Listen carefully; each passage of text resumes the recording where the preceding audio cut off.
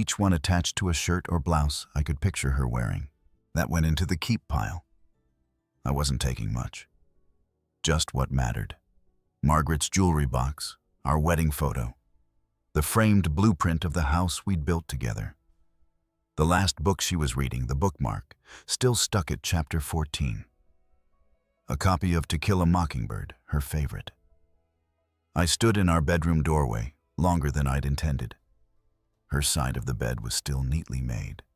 The pillow fluffed her glasses resting on the nightstand. I hadn't moved them in almost 2 years. The sight of them now untouched hit me harder than any betrayal Emily and Scott had thrown at me. "You'd understand, Maggie," I whispered. "You warned me." I didn't listen. But I will now. In the garage, I found the old steamer trunk I'd used in college. Still sturdy. I began packing what I could: clothes, photos, Margaret's cookbook with her handwritten notes in the margins. I folded each thing with care like I was building a life from scratch. By midweek, I'd filled 2 suitcases and 4 storage boxes. Then I made the next call. Sunset Vista Apartments. This is Joanne speaking. "How can I help you?" "Yes," I said. "My name is Walter Pierce. I'm looking for a furnished 1-bedroom, preferably quiet, senior-friendly, and available immediately." There was a pause on the line. "Then, we actually have 1 unit that just opened up. Ground floor, faces the community garden, month-to-month lease." "That sounds perfect." I drove over that afternoon. The building wasn't fancy, but it was clean, quiet. The kind of place where neighbors nodded politely but didn't ask too many questions. Joanne turned out to be a petite woman in her 60s with salt and pepper curls and kind eyes. "You'll like it here," she said, handing me the keys. "It's a good place for fresh starts. I think I need one of those," I replied. I signed the lease, paid the deposit in cash. No bank trace, no paper trail. Emily or Scott could sniff out later. I gave a fake story just in case. My house was being renovated. Temporary move. Nothing suspicious. Joanne didn't press. Back at home, I made one last walkthrough of each room. Not to clean, Jason had arranged for a crew, but to say goodbye. In the dining room, I ran my hand along the table where we'd celebrated 20 Thanksgivings, where Emily had once spilled cranberry sauce on her first white dress and cried until Margaret made it funny. In the hallway, I touched the marks on the wall, each one dated with Emily's age and height. From 2'9" in, age 3, to 5'6" in, age 16. I'd never painted over them. I wouldn't start now. That night, I slept in a house that no longer felt like mine. Jason called the next morning. "We've got an offer," he said, voice tight with energy. "Cash, $890, no contingencies. They want to close in 10 business days." My throat tightened. "Take it." "Are you sure I'm sure?" After we hung up, I sat in Margaret's reading chair, heart pounding. My palms were sweaty like I'd just poured a foundation or climbed scaffolding again. The house was sold. Emily and Scott would come home to find nothing waiting for them. No father, no home, no inheritance. And I'd have peace. Moving day came on a Friday. A clear, brisk morning that smelled of lilacs and fresh lawn clippings. Jason's crew was scheduled to arrive at 10. By 7, I was already showered, dressed, and sitting in the living room with Margaret's jewelry box on my lap.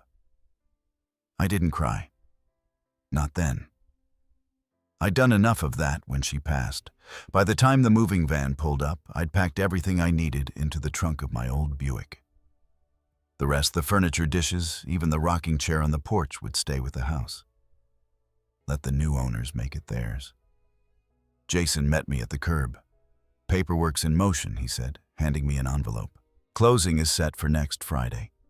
Here's the preliminary settlement sheet. Once it clears, you'll have access to everything."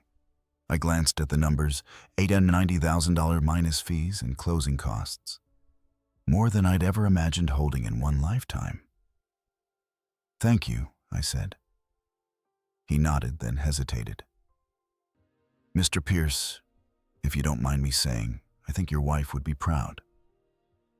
That one got me. I swallowed hard and managed a tight smile. Let's hope so. I didn't tell him I'd be sleeping in a one-bedroom apartment that night, or that I was moving in secret like a man on the run from his own past. Jason didn't need to know that. The drive to Sunset Vista was quiet.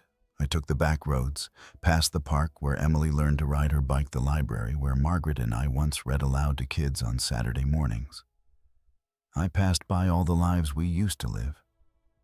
And then I left them behind. Joanne met me at the front desk with a folder and a friendly smile. Unit 104, she said. End of the hall. Garden view. We've stocked the fridge with a few basics. I nodded, thankful for the small kindness. The apartment was small but clean. Neutral walls, soft carpet, no smells. It reminded me of a hotel room you'd check into during a snowstorm. Not warm, but safe. I put Margaret's photo on the nightstand first, then her reading glasses, then the little ceramic angel she'd kept on her dresser since the day Emily was born. The silence in that room wasn't lonely. It was peaceful. For dinner, I walked 2 blocks to a diner called Millie's. The waitress was young with a ponytail and tired eyes. She brought me meatloaf and mashed potatoes without fuss. I tipped her well. On the way back, I stopped by the leasing office. Joanne was closing up, but she waved me in. "How's it feel?" she asked. "Strange," I said honestly. "But not bad." She smiled and gestured to the community bulletin board. "We do bingo Tuesdays and movie nights on Fridays. You don't have to be social, but you're welcome to." I appreciated that. Before bed, I opened my laptop at the small dining table and started researching banks. Not the big ones. I didn't want Emily finding anything through their old shared connections. I needed somewhere small, discreet, local. Boise First Heritage Bank caught my eye. Family-owned. Private accounts. No online tracking unless requested. I made an appointment for Monday. Then I wrote a note in my notebook. Don't just hide the money, protect it. Not out of spite, out of principle. Because this wasn't revenge. Not really. It was a reminder. To Emily, to Scott, and maybe even to me. That being old didn't mean being blind. That kindness wasn't weakness. And that sometimes the quietest man in the room was the one holding all the power. If you're still watching, comment 1, so I know you're still with me. Monday morning, I shaved, put on a clean shirt, and left my apartment feeling sharper than I had in years. Not younger, that ship had sailed, but clearer. At exactly 9 a.m., I walked into Boise First Heritage Bank, a modest brick building with ivy crawling up the walls and flower beds at the entrance. It looked like a place where people still knew your name, where handshakes mattered more than passwords. Inside, a woman in her 50s with silver bangs and a floral blouse greeted me with a smile. "Good morning, sir. Do you have an appointment?" "I do." "Walter Pierce. I'm here to open a private account. Mr. Pierce, of course." "Please have a seat. Mr. Leland will be right with you." Moments later, a man who looked just shy of 50 approached with a folder in one hand and a warmth that wasn't forced. "Mr. Pierce, welcome. I'm Craig Leland, Private Client Services. Right this way." His office was quiet and smelled faintly of leather and coffee. A diploma from the University of Idaho hung behind his desk. Family photos lined a narrow shelf. Wife, 3 kids, a dog. A life built in slow, sturdy layers. "I understand you recently sold a property," Craig said after pleasantries. "And you're looking to secure the proceeds in a new account." "That's correct," I said. "It was a private sale, and I'd like the funds to remain separate from any prior institutions. No joint access. No online visibility unless I request it." Craig didn't blink. "That's not unusual. We offer full discretion for our private clients. Once we verify the wire transfer, we can arrange daily limits, withdrawal protections, even a private mailbox, if you prefer. I nodded. That's what I want. Privacy, simplicity, security. Understood, he said, already typing. May I ask what your plans are for the funds, retirement relocation investment? I plan to live quietly, I said, and make sure no one can touch what isn't theirs. That answer seemed to satisfy him. We completed the paperwork. He walked me through the process to transfer the full $890,000 minus closing fees into my new account. By Wednesday, the money would clear. It'll be safe, Craig assured me, and accessible to no one but you. That's exactly what I need. That afternoon, I stopped by a small electronics store tucked beside a coffee shop downtown. The kind of place that sold more radio parts than smartphones. I liked it immediately. I'm looking for a hidden camera, I told the man behind the counter. Small, discreet, motion activated. He nodded like this wasn't the first time someone had walked in with that request. Streaming or just recording? Streaming, I said. And I need to control it from my phone. He showed me a device shaped like a standard wall charger. Wi-Fi enabled 12-hour battery motion alerts. People usually stick these in entryways or living rooms. Looks like it belongs. That'll do, I said, paying in cash. Back at the apartment, I tested it on the coffee table. The app synced easily. The video feed was clear enough to read the fine print on a cereal box from across the room. I turned it off and stared at the device in my hand. It wasn't for revenge. It was for proof. The last step was the letter. I took out a sheet of heavyweight paper, the kind Margaret had used for thank you notes, and began writing in the slow, deliberate penmanship she'd always loved. Emily and Scott.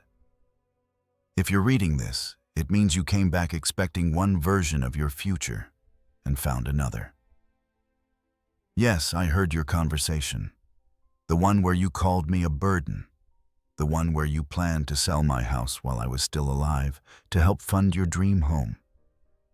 You forgot who raised you, who paid your tuition, who worked double shifts and gave up retirement plans so you could have a head start.